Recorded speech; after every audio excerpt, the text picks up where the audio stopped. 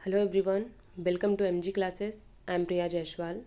हम क्लास 7 की एनसीईआरटी जिसमें आज हम देखेंगे चैप्टर 6 और इसका शीर्षक है नगर व्यापारी और शिल्पीजन। ओके, हमने इसके पहले चैप्टर 5 को कंप्लीट किया है, जो आपका चैप्टर का शीर्षक था शासन और इमारतें, है ना। हमने चैप्टर 5 को कंप्लीट किया और इसलिए मैं बोलती हूँ कि आप पहले जो पिछले चैप्टर आप लोग पढ़ो, क्योंकि अभी ये जो चैप्टर है आपका चैप्टर 6, इसमें चैप्टर 2 अगर आप अच्छे से पढ़े हो तो ये आपको समझने में बहुत ज़्यादा आसान होने वाला है। ठीक है, इसलिए मैं बोल रही हूँ कि अगर आप नहीं पढ़े हो तो पिछले चैप्टर को अच्छे से पढ़ लो। इसमें क्या है, चैप्टर 2 में जो तंजावुर है, उदयपुर है, जो चोल वंश है, हम लोग जो पढ़ चुके हैं उनके बारे में इसमें दिया गया है कि यहाँ पे जो प्रशासनिक केंद्र थे, जो नगर थे, यहाँ पर किस तरीके से यहाँ पे रहे हैं, तो इन सब के बारे में इसमें बताया गया है। ठीक है, तो आज हम देखेंगे चैप्टर 6 जो आपका शीर्षक है नगर व्यापारी और शिल्पीजन। तो इसमें बताया गया है कि जो मध्ययुगीन नगर था उसमें जो यात्री कोई आए होंगे तो उनका अनुभव रहा होगा कि वो किस तरीके से मतलब वो नगर जो था किस तरीके का था। ठीक है, तो उस नगर के बारे में कैसी आकांक्षाएं रखता होगा और इस बात पर निर्भर करता है कि वह नगर किस प्रकार का रहा होगा। जाहिर सी बात है, जिस प्रकार का नगर होगा और जो लोग आए होंगे उसी टाइप का मतलब दिमाग में रखे होंगे ना कि वो किस टाइप का नगर है कैसे नहीं है। ठीक है, तो वही बताया गया है, मध्ययुगीन नगर की यात्रा पर कोई यात्री आया और उस नगर के बारे में कैसी आकांक्षाएं रखता होगा। ठीक, इस बात पर निर्भर करता है कि वह नगर कैसा रहा होगा, वहाँ के लोग कैसे रहे होंगे और किस प्रकार का था, और क्या वह एक मंदिर नगर था या फिर वहाँ पर प्रशासनिक केंद्र था या फिर एक वाणिज्यिक शहर या फिर कोई वहाँ पर जो के मतलब शहर होगा वह पतन नगर था, अथवा यहाँ पर बताया गया है कि किसी अन्य प्रकार का शहर था।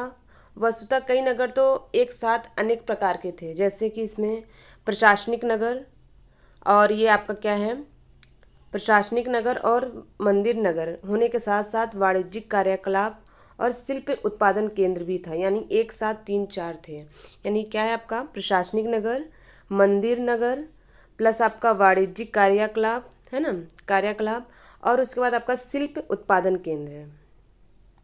ठीक है, यानी ये 3-4 चीज़ क्या है एक साथ थे। कई शहर ऐसे थे कि जो पतन की ओर बढ़ रहे थे, कई शहर ऐसे थे जहाँ पे सिर्फ मंदिर का महत्व तो ज़्यादा था, कई नगर ऐसे थे कि वहाँ पर प्रशासनिक केंद्र ज़्यादा था। हाँ, तो कई ऐसे थे 3-4 एक ही साथ थे, इस टाइप के इसमें बताया गया है। तो इसमें हम आगे देखेंगे कि ये जो आपका मैप है, सबसे पहले इसको देख लो। मैप में बताया गया है यहाँ पर व्यापार और शिल्पकारी का क्या है, यहाँ पर उत्पादन केंद्र है बहुत अच्छा खासा। थोड़ा इसको देख लेते हैं। इसमें आपका बताया गया है काबुल, पुष्कर, अजमेर, वृंदावन और मुर्शिदाबाद, कलकत्ता, ये सब क्या है आपका उत्पादन और शिल्पकारी में बहुत ज़्यादा फेमस है।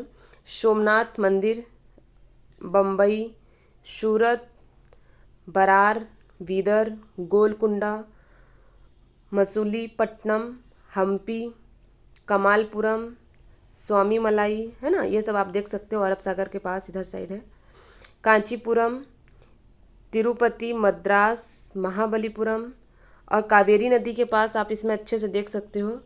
कावेरी नदी के पास क्या दिया है आपका उदयपुर और तंजावुर, ये रहा आपका, है ना, कावेरी नदी के पास उदयपुर है और तंजावुर है। और उसके बाद आपका इसमें है क्या है मदुरै, मदुरै के बारे में है यहाँ पर। ठीक, ये सब क्या है आपका यहाँ पर उत्पादन और शिल्पकारी का और व्यापारी का यहाँ पर बहुत अच्छा केंद्र आया है। ठीक है, व्यापार, शिल्पकार और उत्पादन का ये मैप है, आप इसको देख लेना अच्छे से। कावेरी नदी के पास आपका मदुरै, उदयपुर, तंजावुर, महाबलीपुरम, तिरुपति, है ना, कांचीपुरम, मद्रास, ये सब सारे जगह हैं यहाँ पर। इसको आप अच्छे से मैप को पढ़ेंगे। ठीक है, कभी कभी पूछ लिया जाता है आपका उदयपुर कहाँ है, तंजावुर कहाँ है, तो आप अगर मैप देखोगे तो आपको अच्छे से इसमें याद रहेगा। ठीक है, आगे देखते हैं हम। इसमें बताया गया आपका प्रशासनिक केंद्र। आपका प्रशासनिक केंद्र में अगर देखा जाए तो चोल वंश है, जो हमने क्या किया है, हम लोग पिछले चैप्टर 2 में पढ़ा है। ठीक है, तो हम इसमें देखेंगे चोल वंश के बारे में। चोल वंश के बारे में क्या बताया गया, देखो यहाँ पर ये क्या था, एक प्रशासनिक केंद्र था और चोल राजाओं की ये राजधानी थी, क्या थी, तंजावुर। हमने पढ़ा है पिछले चैप्टर में कि चोल वंश क्या है, एक प्रशासनिक केंद्र रहा है और जो वहाँ के चोल राजा थे ये लोग, वहाँ की राजधानी क्या थी, तंजावुर थी। ओके, और इसमें बताया गया है हम 1000 वर्ष के पहले वहाँ पर क्या स्थिति थी, इसमें हम पढ़ेंगे इस चैप्टर में, ठीक है। तो इसमें बताया गया है कि यहाँ पर 12 महीना कावेरी नदी बहती थी। आप मैप में देख सकते हो, यहाँ पर ये जो क्या है, कावेरी नदी है, ठीक है। ये क्या होती थी, 12 महीना यहाँ पर बहती थी। और यहाँ पर जो राजा थे, राजराज चोल द्वारा निर्मित राजराजेश्वर मंदिर की घंटी बजती हुई सुनाई पड़ती थी। यहाँ पर जो एक मंदिर था, किसके द्वारा बनवाया गया था, ये चोल राजा द्वारा बनवाया गया था, राजा राजराज के द्वारा। और क्या मंदिर था ये, राजराजेश्वर मंदिर था, ठीक है। यहाँ पर क्या खासियत थी कि यहाँ की जो घंटी थी हमेशा बजती हुई सुनाई देती थी, ठीक है। इसके बाद इसमें बताया गया है कि लोगों को नगर के वास्तुकार का नाम आज भी पता है। जो उस समय के नगर थे यहाँ पे, वहाँ है ना, जो नगर था यहाँ पर जो वास्तुकार थे उनका नाम आज भी पता है। पता होने का रीज़न क्या है कि वहाँ पर जो वास्तुकार जो राजा थे उन्होंने वहाँ पे उनका नाम लिखवाया है, ठीक है। तो इसमें बताया गया है कि जो कि कंजर मल्लन, ठीक है, कंजर मल्लन राज पेरू थच्चन की वास्तुकला की प्रशंसा करते नहीं थकते हैं, ठीक है। जो यहाँ पर वास्तुकला के जो वास्तुकार हैं क्या है, कुंजर मल्लन राज पेरू थच्चन की यहाँ पे क्या बताया गया, प्रशंसा करते लोग नहीं थकते, क्योंकि बहुत खूबसूरत तैयार किया गया था। और यहाँ पर बताया गया है वास्तुकार का नाम इसलिए पता है क्योंकि वहाँ पर उसने गर्व से अपने नाम को मंदिर की दीवार पर लिखवाया है, ठीक है, उत्कीर्ण करवाया है। ओके, और इस मंदिर के भीतर में एक विशाल शिवलिंग को भी स्थापित किया गया है। यहाँ पे खासियत है क्या है, मंदिर के अंदर में एक विशाल शिवलिंग को स्थापित किया गया है। और इस मंदिर के अलावा नगर में अनेक राजमहल भी हैं। इस मंदिर में क्या, यहाँ नगर में क्या है, यहाँ पे एक मंदिर है बहुत ज़्यादा फेमस है। उसके बाद क्या है, यहाँ पर अनेक राजमहल भी हैं जिनमें कई मंडप बने हुए हैं, जहाँ पर राजा लोग इन मंडपों पे अपना दरबार लगाते हैं, ठीक है। और यहीं से वे अपने अधीनस्थों के लिए आदेश जारी करते हैं कि नगर में सैन्य शिविर भी बने हैं, है ना। यहाँ पर क्या बताया गया है, जो अधीनस्थ हैं उनके लिए क्या करते हैं, आदेश जारी करते हैं, कहाँ से, ये जो मंडप है, ठीक। और यहाँ पर क्या बताया गया है, नगर में सैन्य शिविर भी बने हुए हैं, जहाँ पर जो सैन्य लोग हैं, सेना लोग हैं, यहाँ पर क्या कर सकते हैं, रुक सकते हैं, आराम कर सकते हैं। नगर उन बाज़ारों की हलचल से भरा हुआ है जहाँ अनाज, मसाला, कपड़ा, आभूषण की बिक्री हो रही है। अब जाहिर सी बात है, नगर है तो वहाँ पर ये सब सारी चीज़ें तो होंगी ही। लेकिन ये कब बताया गया आपका, चोल वंश के बारे में। उस समय क्या था, नगर में बाज़ारों में बहुत ज़्यादा हलचल हुआ करता था और वहाँ पर अनाज, मसाला, कपड़ा, आभूषण की बिक्री हो रही है, ठीक है। नगर के लिए जल की आपूर्ति किससे किया जाता था, तो कुओं और तालाबों से होती थी। यानी जो जल की पूर्ति किससे की जाती थी उस समय, कुआं से और तालाबों से होती थी। तंजावुर उसके निकटवर्ती और नगर क्या है आपका, उरेऊर के लिए साली बुनकर मंदिर के उत्सव के लिए झंडे या झंडियाँ बनाने का कपड़ा, राजा और अभिजात वर्ग के लिए क्या था यहाँ पर, बढ़िया सूती वस्त्र, और जन साधारण के लिए यहाँ पर मोटा सूती वस्त्र तैयार कर रहे हैं। यहाँ पर क्या है, लोगों के लिए यहाँ पर जैसे लोग हैं उनके लिए उसी टाइप के कपड़े भी तैयार यहाँ पर किए जाते थे। यहाँ से कुछ दूर पर क्या था, स्वामी मलाई में स्थापित अथवा मूर्तिकार उत्तम कांस्य मूर्तियाँ भी बनाई जाती थी यहाँ पर। और लंबे सुंदर घंटा धातु के दीप भी बना रहे हैं। यहाँ पर क्या थे, लंबे सुंदर घंटे भी बनाते थे, कांस्य मूर्ति भी बनाई जाती थी। और यहाँ पर धातु के दीप बना रहे हैं, जो धातु होता है ना, धातु से दीपदान भी बनाते हैं उसमें, उसको भी यहाँ पर क्या किया जाता था, तैयार किया जाता था। उसके बाद बताया गया यहाँ पर कि जो मंदिर, नगर और जो तीर्थ केंद्र थे किस तरीके से थे। इसमें देखो, इसमें बताया गया है तंजावुर एक मंदिर नगर का भी उदाहरण है। और मंदिर नगर नगरीकरण का एक ऐसा अत्यंत महत्वपूर्ण प्रतिरूप प्रस्तुत करते हैं कि नगरीकरण नगरों के विकास की प्रक्रिया है। ठीक है, नगरीकरण क्या है? नगरों के विकास की प्रक्रिया है। अब मंदिर अक्सर समाज और अर्थव्यवस्था दोनों के लिए ही अत्यंत महत्वपूर्ण होते हैं। देखो, पहले भी क्या था, जहाँ पर मंदिर होगा वहाँ पर आपका जो अर्थव्यवस्था है वो बहुत अच्छा चलेगा। जाहिर सी बात है, जहाँ पर आपका मंदिर होगा वहाँ पर लोग बसेंगे, वहाँ पर दुकान होंगी, है ना, लोग वहाँ बसने लगेंगे रहने के लिए। उसके बाद वहाँ पर व्यापार होगा, क्योंकि लोग आएंगे तो जाहिर सी बात है वहाँ पर बसेंगे, व्यापार होगा, फूल है, अगरबत्ती है, माला है, फल है, मीठा है ना।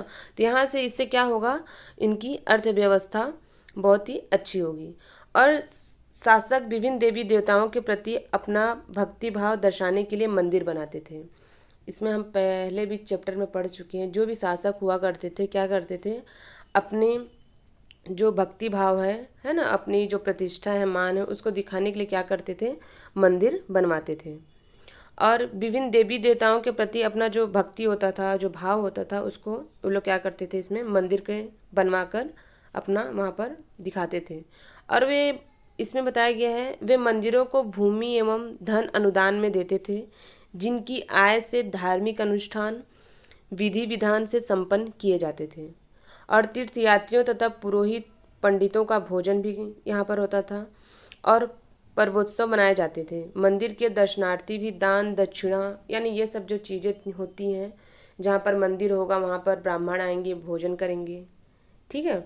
और वहाँ पर पुरोहित होंगे, रहेंगे, तीर्थयात्रियों की व्यवस्था होती थी, दर्शनार्थियों की व्यवस्था होती थी यहाँ पर, यानी ये सब चीज़ों की क्या होती थी, उसमें भी व्यवस्था होती थी। आज भी क्या है, जैसे आप देखोगे जो राम भगवान जी का मंदिर बना है वहाँ पर भी क्या है, अर्थव्यवस्था अच्छी हो रही है। क्यों? रीज़न क्या है, अब मंदिर है, जाहिर सी बात है वहाँ आसपास में लोग बसेंगे, और वहाँ पर फूल माला, दुकान, मीठा, है ना, वहाँ पर ये सारी चीज़ें क्या होगा, वहाँ पर लेन देन होगा, व्यापार चलेगा, तो वहाँ पर जो अर्थव्यवस्था होगी काफ़ी अच्छी होगी। ठीक है, यानी जो वहाँ पर चीज़ें पहले थी वही आज भी है, बस जो तरीके हैं वो चेंज हुए हैं थोड़े बहुत, बाकी चीज़ें क्या हैं वो आज भी हैं। अभी आप देखो, कांसा, घंटा धातु और जो लुप्त मोम तकनीक है, जो अभी क्या है, लुप्त मोम तकनीक के बारे में बताया जा रहा है, जो पहले हुआ करता था और अभी क्या है वो लुप्त हो चुका है, इसलिए बोला गया है लुप्त मोम तकनीक। ये क्या होता था, इसमें कांसा एक मिश्र धातु होती थी जो तांबे और रांगे के मेल से बनती थी, यानी जो टीन होता था उसको मिलाकर इसको बनाया जाता था। ठीक है, घंटा धातु में रांगे का अनुपात किसी भी अन्य किस्म के कांसे से अधिक होता था, या घंटे जैसे ध्वनि इसमें क्या करता था, उत्पन्न होता था, कैसे, घंटे जैसी। ठीक है, चोलकालीन कांस्य मूर्तियाँ लुप्त मोम तकनीके से बनाई जाती थी। हमने चैप्टर 2 में पढ़ा है, जो चोलकालीन जो कांस्य मूर्तियाँ होती थी वो कैसे बनाई जाती थी, तो लुप्त मोम के तकनीक से। आजकल क्या है, बनाने का तरीका काफ़ी डिफरेंट है, अलग है। अब पहले क्या था, ये जो मोम है इसके तकनीक से बनाया जाता था। इसकी विधि क्या होती थी, सर्वप्रथम क्या करते थे, मोम की एक प्रतिमा बनाते थे, यानी जैसे ये प्रतिमा, इसको बनाया जाता था किससे, मोम से। ठीक है, मोम की एक प्रतिमा बनाते थे और इसे चिकनी मिट्टी से पूरी तरह लीप कर सुखाने के लिए छोड़ देते थे। इस पर क्या करते हैं, मिट्टी क्या करते, पूरा लिप कर छोड़ देते थे सुखाने के लिए। और इसके बाद जब यह पूरी तरह सूख जाता था तो उसमें गर्म किया जाता था, यानी जब ये पूरा सूख जाता था तो इसको गर्म किया जाता था। तो गर्म करोगे तो जो अंदर में ये मोम है तो ये तो पिघलेगा, ये है ना। और जो सांचे से आप मोम तकनीक जो तैयार की हो मूर्ति, तो ये बाहर में क्या है, आप मिट्टी का भी लेप लगाए हो, तो ये तो नहीं पिघलेगा ना, लेकिन ये क्या होगा, पिघलेगा। ठीक है, उसके बाद क्या करते हैं, यहाँ पर एक छेदा करते हैं, ठीक, यानी होल करते हैं, और उस छेद के रास्ते में सारा पिघला हुआ मोम को क्या करते हैं, बाहर निकाल देते हैं। और सूख गया तो क्या हुआ, मिट्टी में आकार तो रह गया ना, तो उसके बाद क्या करते हैं, मोम को यहाँ से बाहर निकाल देते थे। तो जगह यहाँ पर क्या हो गया, पूरा खाली हो गया। तो उसमें क्या करते थे, उसमें जो पिघली हुई धातु होती थी उसको इसके अंदर डाल देते थे। ठीक है, और जब ठंडी होती थी तो वो ठोस हो जाती थी। ठीक, और जब ठोस होता था तो उसके बाद क्या करते थे, मिट्टी को हटा करके इसमें प्रतिमा निकालते थे। ठीक है, इसी को क्या बोला जाता है, लुप्त मोम की तकनीक। ठीक, इसको आपको बस समझना है कि लुप्त मोम तकनीक क्या है। तो वही आपका एक मूर्ति बनाते थे, कैसे, मोम से, ऐसे जैसे मूर्ति है ये मोम से बनाए, उसके बाद मिट्टी का बाहरी लेप लगाए, फिर क्या किए हैं, इसको गर्म किए और यहाँ पर एक छेदा करते थे, गर्म करते थे, इसको क्या करते थे, बाहर निकाल देते थे, है ना। और उसके बाद फिर इसमें ये मोम तो बाहर निकल गया, फिर इसमें जो धातु होती थी उसको डाल दिया जाता था, फिर उसके सांचे में ये पूरी आकार को ले लेता था इसमें। ठीक है, पूरा आकार लेता था, फिर ये मूर्ति जो बनी हुई यहाँ पर आप देख रहे हो, यह मूर्ति बनकर यहाँ पर तैयार होता था। ठीक है, ये उस समय ऐसे बनाया जाता था मूर्ति, क्या था ये, लुप्त मोम तकनीक। और आज ऐसी व्यवस्था बिल्कुल नहीं है कि इस तरीके से मूर्ति को तैयार किया जाए, काफ़ी ज़्यादा सब चेंज हो चुका है, तकनीक चेंज हो गया है। ठीक है, आगे बताया गया इसमें कि मंदिर के जो कर्ता धर्ता मंदिर के धन को व्यापार एवं साहूकार में लगाते थे। धीरे धीरे समय के साथ बड़ी संख्या में पुरोहित, पुजारी, कामगार, शिल्पी, व्यापारी आदि मंदिर तथा उसके दर्शनार्थियों एवं तीर्थयात्रियों की आवश्यकताओं को पूरा करने के लिए मंदिर के आसपास तो लोग बसने लगे। ठीक है, और इस प्रकार मंदिर नगर का विकास हुआ। जाहिर सी बात है, जहाँ मंदिर होगा वहाँ पर लोग बसेंगे, तो ऐसे क्या होगा, नगरों का विकास होगा। और इसमें बताया गया है कि इसी रीति से मंदिरों के चारों ओर अनेक नगरों का क्या हुआ, आविर्भाव हुआ। जैसे आपका इसमें बताया गया है, मध्य प्रदेश में भिल्ल स्वामीन है ना, यानी क्या है, भिलसा या विदिशा, और गुजरात में सोमनाथ। कुछ अन्य महत्वपूर्ण मंदिर क्या है आपका, नगर तमिलनाडु में कांचीपुरम तथा मदुरै, और आंध्र प्रदेश में तिरुपति। इसको हमने मैप में देखा है ना। आपका क्या है, इसमें गुजरात में सोमनाथ, और यहाँ पर तमिलनाडु में कांचीपुरम तथा मदुरै, और आंध्र प्रदेश में तिरुपति है। तो ये सब चीज़ को हमने मैप में देखा है, मैप से पढ़ना, तो ये आपको चीज़ें याद रहेंगी अच्छे से। उसके बाद इसमें बताया गया है, तीर्थ स्थल में भी धीरे धीरे नगरों के रूप में विकास हो गए हैं। और वृंदावन उत्तर प्रदेश और तिरुवन्नमलई तमिलनाडु ऐसे नगरों के दो उदाहरण हैं। और क्या है इसमें, अजमेर राजस्थान, और क्या है, 12वीं शताब्दी में चौहान राजाओं की राजधानी था ये। ठीक है, और आगे चलकर मुगलों के शासन में यह सूबा मुख्यालय बन गया। इसको आप ध्यान देंगे। ठीक है, ये क्या बन गया था, मुगलों के शासन के समय में सूबा मुख्यालय। ठीक है, यह नगर धार्मिक सह अस्तित्व का एक उत्कृष्ट उदाहरण भी रहा है। ठीक है, क्या करता है, ये प्रस्तुत करता है। और इसमें बताया गया है, सुप्रसिद्ध सूफी संत ख्वाजा, इसमें मुइनुद्दीन चिश्ती यहाँ 12वीं शताब्दी में बस गए थे। ठीक है, ये कब बसे थे, तो 12वीं शताब्दी में। उसके बाद इसमें बताया गया है, दर्शनार्थी और श्रद्धालु भी सभी पंथों मतों के हुआ करते थे। अजमेर के पास क्या है आपका, पुष्कर सरोवर है, जहाँ एक प्राचीन कला से ही तीर्थयात्री आते रहे। इसमें हम देखेंगे अब छोटे नगरों का संजाल।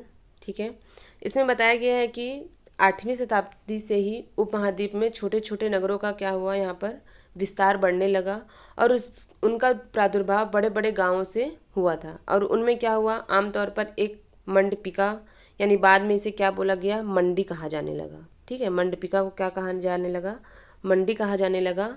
और जहाँ आसपास के गांव वाले अपनी उपज को बेचने के लिए यहाँ पर लाते थे। जो मंडपिका है, मंडी है, यहाँ पर क्या करते थे लोग, अपना सामान बेचने के लिए यहाँ पर लाते थे। उनमें ऐसी गलियाँ थी जहाँ दुकानें एवं बाजार थे, जिन्हें हट, बाद में हाट कहा जाने लगा। ये सब चीज़ को आप ध्यान देंगे। मंडपिका क्या है, मंडी है जहाँ सामान बेचा जाता है। हट क्या है आपका, हाट है।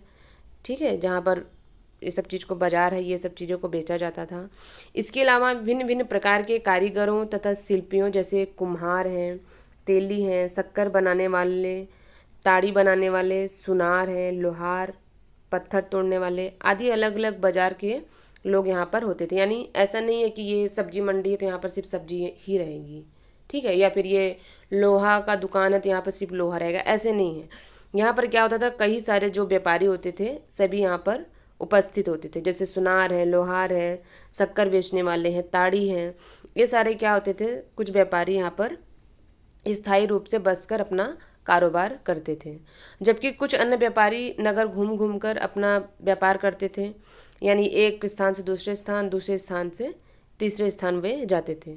आसपास और दूर दराज के जो व्यापारी इन नगरों में स्थानीय उपज खरीदने और दूरवर्ती स्थानों के उत्पादन जैसे आपका घोड़ा, नमक, कपूर, केसर, पान, सुपारी और काली मिर्च जैसे मसाले बेचने के लिए यहाँ पर आते थे। ठीक है। उसके बाद इसमें बताया, ये देख सकते हो आपका ये नगर आया है ये।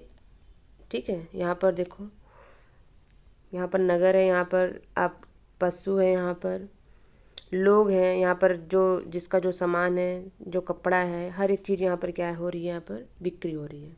ठीक है। और इसमें बताया गया है आमतौर पर कोई सामंत यानी जो परिवर्ती काल का जमींदार हो, इन नगरों में इनके पास आसपास में किलेबंदी का महल बना लेता था। ऐसे सामंत व्यापारियों, शिल्पकारों तथा उनके व्यापार की जो वस्तुएं पर क्या करते थे, लोग कर लगाते थे। हमने क्या किया है, पहले भी पढ़ा है पिछले चैप्टर में, सामंत क्या होते हैं। ठीक है, तो अगर आप पढ़े हो तो आपको समझ आएंगी चीज़ें। उसके बाद क्या है, इसमें कभी कभी इन करों के संग्रहण का अधिकार उन स्थानीय मंदिरों को प्रदान कर देते थे, यानी उनको दे दिया जाता था जिनका निर्माण स्वयं उनके द्वारा या धनाढ्य व्यापारियों द्वारा कराया गया होता था। ऐसे अधिकारों का उल्लेख अभिलेखों में किया गया, यानी ये सब चीज़ें क्या किया गया है, अभिलेखों में पाया गया है। ठीक है, ऐसे नहीं है कि कहानी को अपने मन से बताया जा रहा है, बिल्कुल नहीं है। ये सब क्या है, अभिलेखों में मिला है। उसके बाद यहाँ पर आप देख सकते हो लकड़ी पर नक्काशी करता हुआ एक कारीगर है, यानी ये एक लकड़ी है, उस पर क्या कर रहा है, हथौड़ी और छेनी पे, यानी ये छेनी है, इस पर हथौड़ी पे मार मार कर, देखो ये रहा छेनी और ये हथौड़ी है ना, इससे मार कर क्या कर रहे हैं, यहाँ पर डिज़ाइन बना रहे हैं। किस पे, लकड़ी पे। इसको क्या बोला जाता था, नक्काशी। इसको भी याद रखना, एग्ज़ाम में पूछ सकते हैं। उसके बाद बताया गया आपका बाजारों पर कर व्यवस्था जो थी किस तरीके की थी, या है ना। तो यहाँ पर क्या है, राजस्थान से प्राप्त एक 10वीं शताब्दी के अभिलेख का सारांश है, यानी 10वीं शताब्दी के एक अभिलेख है जिसमें बताया गया है कि शुल्क दिए गए हैं जो मंदिर प्राधिकारियों द्वारा वस्तुओं के रूप में वसूल किए जा सकते हैं। ठीक है, जिसमें बताया गया है वे शुल्क दिए गए हैं जो मंदिर प्राधिकारियों द्वारा वस्तुओं के रूप में वसूल किया जा सकता है। शक्कर और गुड़, ठीक है, वस्तु क्या हो सकता है, जैसे शक्कर है, गुड़ है, रंग, धागा, रुई, नारियल आपका, सुपारी, मक्खन, तिल और कपड़े पर क्या करते थे, लोग कर लगाते थे।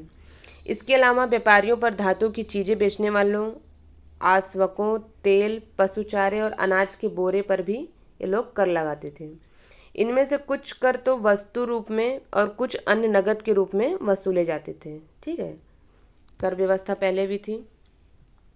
ठीक, और इसके बाद इसमें बताया गया है बड़े और छोटे व्यापारी, उस समय के जो व्यापारी थे, बड़े और छोटे व्यापारी, इसमें देखते हैं हम इसको चैप्टर 7 में भी पढ़ेंगे अच्छे से। ठीक है, जिसमें आप शॉर्ट में पढ़ लो। इसमें बताया गया है व्यापारी कई प्रकार के हुआ करते थे, उनमें बंजारे लोग भी शामिल थे। कोई व्यापारी तो यहाँ पर विशेष रूप से घोड़े के व्यापारी होते थे, यानी क्या करते थे, वो घोड़ा बेचते थे। ठीक है, तो लोग क्या करते थे, घोड़े के व्यापारी अपने संघ बनाते थे। ठीक है, अपना संघ बनाते थे जिनका एक मुखिया होता था। वह मुखिया उनकी ओर से घोड़े खरीदने के इच्छुक जो योद्धा होते थे उनसे बातचीत करता था, जिससे वो क्या करें, उसको खरीद सके। व्यापारियों को अनेक राजाओं तथा जंगल से होकर गुजरना पड़ता था, इसलिए वे आमतौर पर काफिले बनाकर एक साथ यात्रा करते थे, अकेले नहीं निकलते थे, क्योंकि जंगल में क्या होता था, वहाँ पर आपके लिए अच्छा नहीं होता था, इसलिए वहाँ पर क्या था, वहाँ पर अपना काफिला बनाकर वो लोग निकलते थे। और अपने हितों की रक्षा के लिए व्यापार संघ, जिसे क्या कहा गया है, ये लोग गिल्ड बनाते थे। ठीक है, और इसमें बताया गया है दक्षिण भारत में 8वीं शताब्दी और परवर्ती काल में अनेक ऐसे संघ थे जिनमें सबसे प्रसिद्ध मणिग्रामम और नाना देशी थे। ठीक है, आप इसको ध्यान देंगे, क्या है, संघ है, संघ को क्या कहा जाता है, गिल्ड। ठीक, इसको ध्यान देना। और ये व्यापार संघ प्रायद्वीप के भीतर और दक्षिण पूर्व एशिया तथा चीन के साथ भी दूर दूर तक क्या करते थे, लोग व्यापार करते थे। ठीक है, इसके बाद इसमें बताया गया है कि इनके अलावा चट्टियार, मारवाड़ी, ओसवाल जैसे समुदाय भी थे जो आगे चलकर देश के प्रधान व्यापारी समूह बनते गए। ठीक है, और वो क्या हुए, धीरे धीरे जो व्यापारी थे मजबूत होते गए और वे वहाँ के समूह बन गए। गुजराती व्यापारियों में हिंदू बनिया, ठीक, अब मारवाड़ी, इसमें क्या है, चट्टियार, मारवाड़ी, ओसवाल जैसे समुदाय भी थे, इनका अलग ग्रुप था। और उसके बाद बताया गुजराती व्यापारियों में कौन थे, तो हिंदू बनिया, मुस्लिम बोहरा, दोनों समुदाय क्या थे, इसमें शामिल थे। वे दूर दूर तक लाल सागर के बंदरगाहों व फारस की खाड़ी, पूर्वी अफ्रीका, दक्षिण पूर्व एशिया तथा चीन से व्यापार करते थे। ठीक है, उस समय क्या था वहाँ पर, पूर्वी अफ्रीका, दक्षिण पूर्व एशिया तथा चीन से लोग व्यापार किया करते थे। वे इन पत्तनों में कपड़े और मसाले बेचते थे और बदले में अफ्रीका से जो सोना और हाथी दांत एवं दक्षिण पूर्व एशिया और चीन से मसाले, टीन, मिट्टी के नीले बर्तन और वो लोग क्या करते थे, चांदी लाते थे। ठीक है, इसके बाद हम इसमें देखेंगे पश्चिमी तट के नगरों में अरबी, फारसी, चीनी, यहूदी और सीरियाई ईसाई बस गए थे। कहाँ पर, पश्चिमी तट के पास। लाल सागर के बंदरगाह में बेचे जाने वाले भारतीय मसाले और कपड़े इतावी व्यापारियों द्वारा खरीदे जाते थे। किससे, मतलब किसके द्वारा खरीदा जाता था ये, तो इतावी व्यापारियों द्वारा, इतालवी है ना, इतालवी व्यापारियों द्वारा खरीदा जाता था और वे वहाँ से उन्हें आगे यूरोपीय बाज़ारों में पहुँचाते थे। धीरे उसके बाद क्या करते थे, वे यूरोपीय बाज़ार में पहुँचाते थे। उनसे व्यापार में बहुत लाभ होता था। और उसके बाद इसमें बताया गया है उष्णकटिबंधीय एरिया, जो जलवायु में उगाए जाने वाले मसाले, काली मिर्च, दालचीनी, जायफल, सौंठ आदि यूरोपीय व्यंजनों के महत्वपूर्ण अंग बन गए थे। ये क्या थे, आपके मसाला है, क्या क्या है, काली मिर्च, दालचीनी, जायफल, सौंठ, ठीक, और भी जो मसाले थे कुछ कुछ, इसमें ये यूरोपीय जो व्यंजन थे उनके महत्वपूर्ण क्या थे, अंग बन गए थे। और भारतीय सूती कपड़ा बहुत लुभावना होता था, काफ़ी फेमस था, है ना, क्या था, भारतीय सूती कपड़ा। और ये चीज़ें ही यूरोपीय व्यापारियों को भारत तक खींच लाती थी। ठीक है, उन लोग को काफ़ी ज़्यादा ये सब चीज़ पसंद आता था। और समय के साथ साथ व्यापार और नगरों के रूप का भी किस प्रकार बदला, और इसके बारे में हम क्या करेंगे, आगे पढ़ेंगे। हम क्या करेंगे, इसको चैप्टर 7 में पढ़ेंगे डिटेल में, काफ़ी अच्छे से दिया गया है उसमें। उसके बाद यहाँ पर काबुल के बारे में बताया गया है। काबुल में बताया है कि इसमें काबुल अपने पहाड़ी और विषम भूदृश्य के साथ 16वीं शताब्दी से राजनीतिक और वाणिज्यिक दृष्टि से महत्वपूर्ण बना था। किसकी दृष्टि से, तो ये लोग अपना राजनीति और वाणिज्यिक, ठीक है। काबुल और जो कांधार सुप्रसिद्ध रेशम मार्ग से जुड़े थे और साथ ही ये घोड़े का व्यापार भी मुख्य रूप से इसी मार्ग से होता था। ठीक है, क्या करते थे लोग, घोड़े का भी व्यापार करते थे। 17वीं शताब्दी में हीरो की एक सौदागर जो बेप्टिस्टे और क्या है ये टैवर्नियर ने अनुमान लगाया था कि काबुल में घोड़े का व्यापार प्रतिवर्ष कितना 30,000 रुपये का होता था। 30,000 रुपये आजकल तो कुछ भी नहीं है, है ना, लेकिन ये उस समय की बात है, तो उसमें 30,000 बहुत ज़्यादा होता था। तो जो, ठीक, उसके बाद इसमें बताया गया काबुल से क्या करते थे लोग, मेवे, खजूर, गलीचे, रेशमी कपड़े और ताज़े फल को ऊँटों पर लाद देते थे। यानी जो वहाँ पर खजूर होता था, वहाँ पर गलीचे, जो रेशमी कपड़े होते थे और जो ताज़ा फल होता था, ऊँट होता था, उसके ऊपर क्या करते थे लोग, लाद देते थे। और उसके बाद उपमहाद्वीप तथा अन्य भागों में बेचे जाते थे ये सब। ठीक है, और इसके अलावा गुलाम भी बिक्री के लिए लाए जाते थे। यानी जो गुलाम होते थे बिक्री के लिए लाए जाते थे, ताकि जिनको गुलाम खरीदना है खरीद सके। हमने चैप्टर 4 में देखा है, जो शासक होते थे, राजा थे, वो लोग क्या करते थे, गुलाम को खरीदते थे। ठीक है, उसके बाद बताया गया है नगरों में जो शिल्प था किस तरीके का था। ये क्या है, आपका मोमबत्ती दान है। ये आप देख सकते हो, काफ़ी अच्छे से पीतल का है ना, मोमबत्ती दान, बहुत अच्छे खूबसूरत तरीके से इसको बनाया गया है। इसमें बताया गया है कि बीदर के शिल्पकार तांबे तथा चांदी में जड़ाई के काम के लिए बहुत ज़्यादा प्रसिद्ध थे। इस शिल्प का नाम ही क्या था, बीदरी पड़ गया था। ठीक, आपको ध्यान देना है। जो बीदर के शिल्पकार थे, क्या करते थे वो लोग, तांबे और चांदी में जड़ाई का काम करते थे और ये बहुत ज़्यादा फेमस था, इसलिए यह इसका क्या नाम पड़ गया था, बीदरी। ठीक, इसको आपको ध्यान देना, एग्ज़ाम अगर पूछेगा तो बीदरी क्या है आपको पता होना चाहिए। ठीक, इसके बाद बताया गया है पांचाल अर्थात विश्वकर्मा समुदाय, जिसमें सुनार, कसेरे, लोहार, राजमिस्त्री और बढ़ई शामिल थे।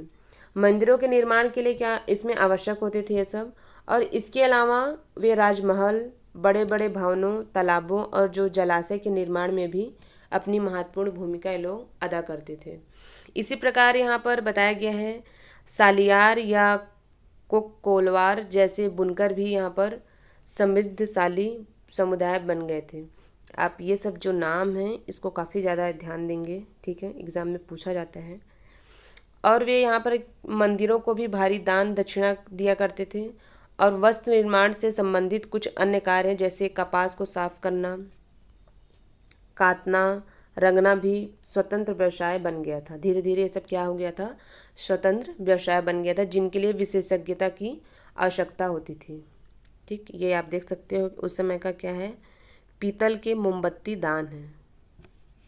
ठीक, उसके बाद ये है साल है आपका सॉल। सॉल में क्या है, ये बॉर्डर है, बहुत खूबसूरत तरीके से बनाया गया है ना, ये उसमें बनाया गया था,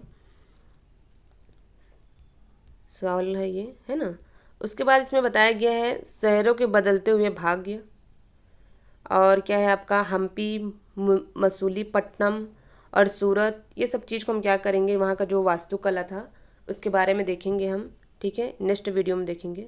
ओके।